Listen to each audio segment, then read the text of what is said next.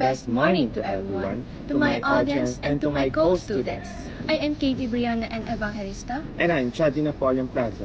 And we are the advocates for Grade 11 Excellence. To kick off of our topic of expanding industry, depleting biodiversity, I ask you a question. Do you know the kind of threats to our biodiversity?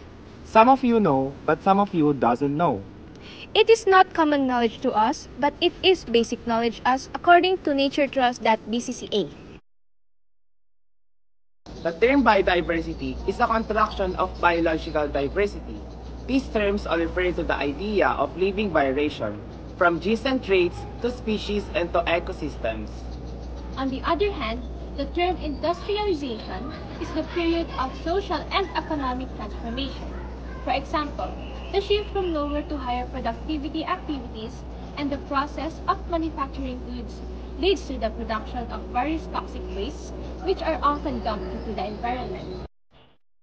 Pollution from burning fossil fuels such as oil, coal, and gas can remain in the air as particle pollutants or fall to the ground as acid rain. Acid rain, which is primarily composed of sulfuric and nitric acid, causes dissolvement of lakes, streams, and sensitive forest soils, and contribute to slower forest growth and tree damage at high elevations. With these cases presented to you, in conclusion, the planet's biodiversity is under threat, and the main culprit is the one who paradoxically depend the most, human beings. However, due to our cleverness, we have made several different alternatives to save and preserve our diversity.